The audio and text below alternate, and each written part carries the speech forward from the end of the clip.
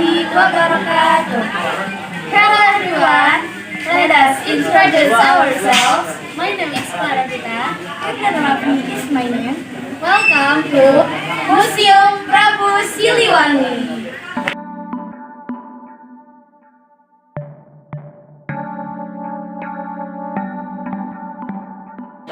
Profil pemilik dan pendiri Museum Prabu Siliwangi. Nama lengkap Profesor Dr. Kiai Haji Muhammad Fajar Laksana, SICQM, MM, PhD. Tanggal lahir di Sukabumi 28 November 1969. Jabatan pemilik dan pendiri Museum Prabu Siliwangi. Alamat Pondok Pesantren Zikir Alfat, Jalan Merbabu, Area Gading Kencana Asri, Blok B4, RT 9 RW 15, Kelurahan Karangtengah, Kecamatan Gunung Puyuh, Kota Sukabumi.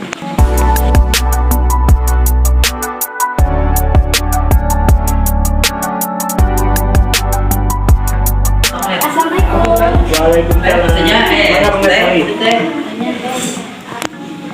Dari mana Teh? Dari SMA Internasional.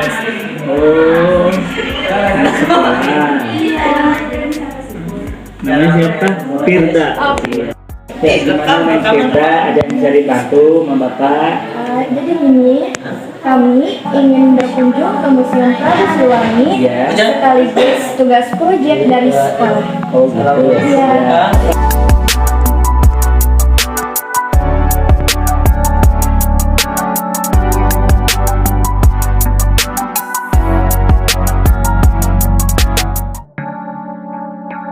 Begini, Neng Firda sama Neng Clara, sebelum kita keliling-keliling Museum Prabu Siliwangi, ada yang ingin Bapak sampaikan, yaitu peraturan tentang pengunjung. Nah, peraturan pengunjung itu sebetulnya ada 4, tapi mungkin 2 saja yang ingin Bapak sampaikan.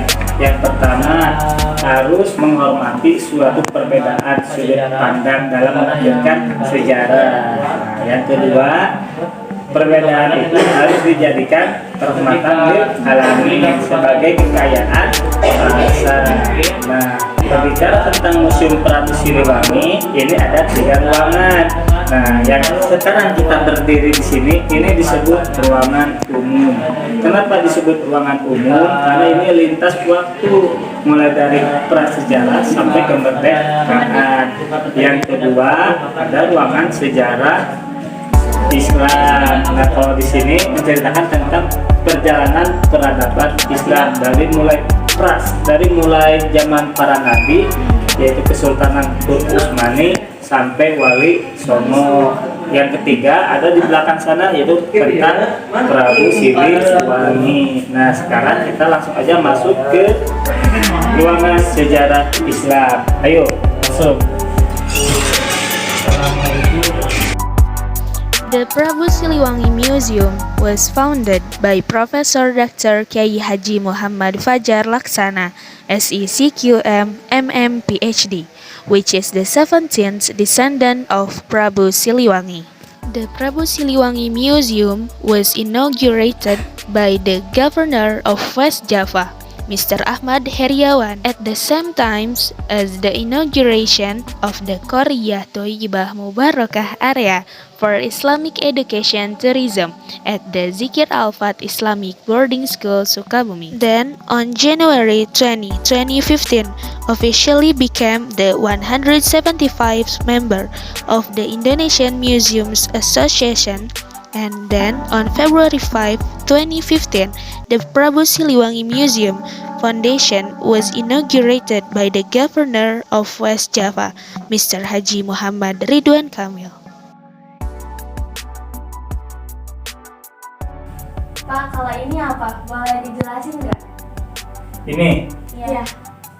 Ini 1, 2, 3, 4, 5. Ini ada beberapa manuskrip yang menceritakan tentang Sultan Murad. Jadi ini manuskrip ini tulisan atau diare dari Sultan Murad yang keempat. Siapa itu Sultan Murad? Sultan Murad yang keempat itu salah satu raja dari Kesultanan Turki Utsmani. Nah, kalau ini ditulis dengan tulisan Arab, tapi dengan bahasa Turki kuno. ditulis oleh tulisan Arab, bahasa Turki. Nah, bagaimana isinya? Nah, isinya sangat menarik sebetulnya. Nah, ini suatu saat Sultan Murad ini sedang mendapatkan kegelisahan yang sangat luar biasa, atau bahasa anak muda sekarang galau gitu. Nah, galau. Lalu kalau beliau menyuruh kepada asistennya atau ajudannya untuk menemani, untuk menghilangkan kegalauan ini, maka beliau keluar istana. Nah, keluar istana dengan menyamar gitu, keliling gitu ya, ke sebuah pertokoan, pasar atau gimana. Nah, tiba-tiba beliau melihat ada seorang pemuda yang tergeletak. Nah, setelah dihampiri, ternyata pemuda ini tidak bergerak, ternyata sudah meninggal gitu. Nah, ini heran, kenapa nggak ada orang yang mengurusi mayat ini, jenazah ini. Lalu Sultan Murad memanggil orang-orang, "Hei, ini kenapa ada orang yang meninggal tidak diurusi?" gitu. Maka orang-orang tersebut memberikan kesaksian yang sangat jelas.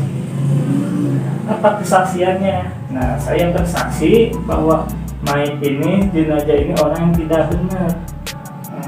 Karena mereka melihat suka masuk ke tempat pelacuran, suka masuk ke tempat minuman keras gitu ya, untuk mabuk-mabukan katanya.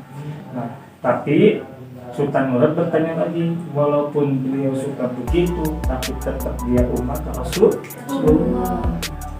Maka dengan terpaksa masyarakat membantu Sultan Murad untuk membawa jenazah ini ke rumahnya. Nah, lalu sampai di rumahnya, masyarakat pergi, maka disambut oleh istrinya. Nah, istrinya sangat menangis kehilangan suaminya. Tapi yang membuat heran Sultan Murad, diksinya memberikan kesaksian yang sangat berbeda. Apa kesaksiannya? "Wahai suamiku, engkau adalah seorang aulia Allah." Ini yang membuat Sultan Murad kaget gitu. Nah, maka bertanya kepada istrinya, "Kenapa engkau bersaksi seperti itu, sedangkan masyarakat berbeda kesaksiannya?" Nah, lalu istrinya menjelaskan, "Aku istrinya, sesungguhnya aku lebih tahu tentang suamiku." Apa kesaksian masyarakat? Kata Sultan Murad, kesaksian masyarakat bahwa dia ini suka ke tempat pelacuran, bahwa dia ini suka ke tempat minuman keras. Lalu istrinya menjelaskan, kesaksian masyarakat memang betul, tapi hakikatnya aku yang lebih tahu. Suamiku ke tempat pelacuran bukan untuk melacur, tapi untuk memberikan uang kepada pelacur itu. Setelah memberikan uang, beliau bilang ke pelacur itu, "Sekarang tutup rumahmu rapat, tidak boleh menerima tamu karena kamu sudah diberi ada dalam tanggunganku." Lalu apa yang kesaksian masyarakat, suamiku ke tempat minuman keras, memang betul, tapi sesungguhnya aku yang lebih tahu. Nah, suamiku ke tempat minuman keras bukan untuk meminum, tapi membeli minuman itu lalu dibawa pulang. Setelah sampai di rumah, maka beliau buang minuman itu. Nah, apa yang telah suaminya kerjakan, selalu bilang kepada istrinya, "Alhamdulillah, sekarang saya telah memberikan keringanan untuk saudara-saudara kita." Lalu istrinya pernah berkata, "Wahai suamiku, kalau engkau melakukan ini tanpa sepengetahuan orang-orang, saya yakin ketika engkau meninggal, orang-orang tidak mau memelihara." Itu suaminya memberikan keyakinan kepada istrinya, "Wahai istriku, jangan bersedih, jangan takut, karena ketika saya meninggal, yang akan mengurusiku, yang akan memandikanku, yang akan menguburkanku, yang akan mengapaniku, yang akan menampilkanku, sesungguhnya Sultan Nah, ini yang membuat kaget Sultan Murad. Apa kagetnya? Ternyata kegalauan dia selama ini, kegelisahan dia selama ini, doanya seorang pemuda ini itu. Hingga akhirnya setelah mendengar itu, Sultan Murad pulang ke kerajaannya, lalu mengumumkan, lalu mengurusi ini, lalu menyuratkannya sampai ke tuntas. Itu ceritanya. Nih, ada dari cerita ini untuk kalian apa pelajarannya? Ayo, ada nggak pelajaran untuk kalian yang bisa diterima? Kayak apa? Jangan berburuk sangka, terus uzon Iya, orang betul. lain. Terus doa para aulia pasti dikabul oleh Iya, Allah. betul. Berbuat baik tidak harus selalu orang lain. Iya, betul. Banyak lagi sebetulnya. Mungkin dari perjalanan kita, dari ruang sejarah Islam ini, ada yang kalian bisa bawa ilmunya, yang ada manfaatnya, mungkin sekilas tentang sejarah ini. Nah, dari sini dari Sultan Murad ini yang dikembangkan oleh para aulia Allah yang disebut Wali Songo. Nah, Wali Songo ya ini nih ya, keren ya. Ini Wali Songo. Nah, Wali Songo menyebarkan agama Islam di Tatar Sunda, di Nusantara itu menggunakan seni budaya, tidak dengan kekerasan. Nah, salah satu hikmah dari sini.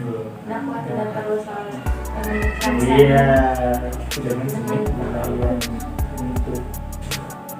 Baik, apalagi dari sini kan. Balik ke sini. Nah, ini di sini ada tongkat ya. Ada itet. Nah, ini itet yang berukiran nama-nama sahabat Rasulullah. Kalau yang ini ada ukirannya namanya Ali. Yang ini Utsman bin Affan. Ini Umar bin Khattab. Ini Abu Bakar.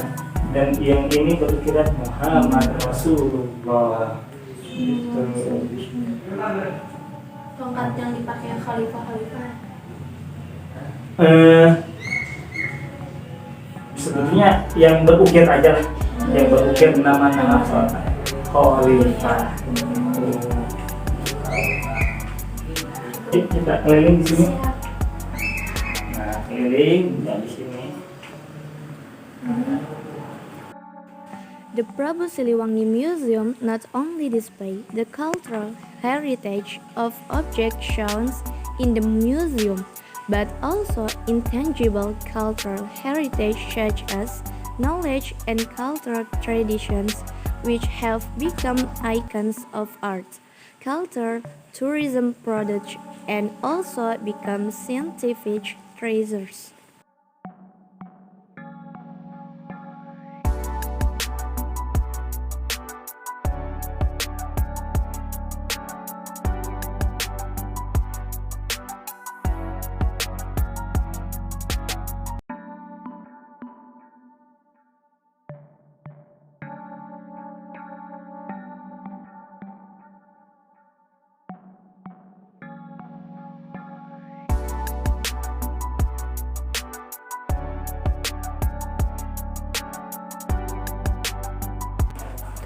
Tentunya sangat menyenangkan dan mengesankan, dan banyak sekali pengalaman dan manfaat yang kami dapatkan.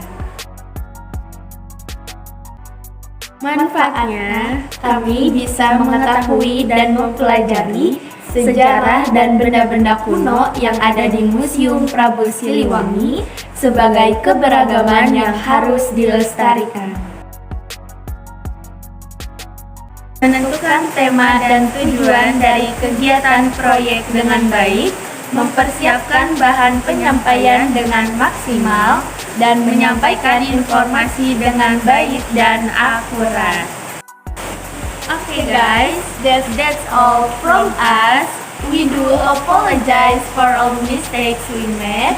Thank you for your attention. See you and wassalamualaikum warahmatullahi wabarakatuh.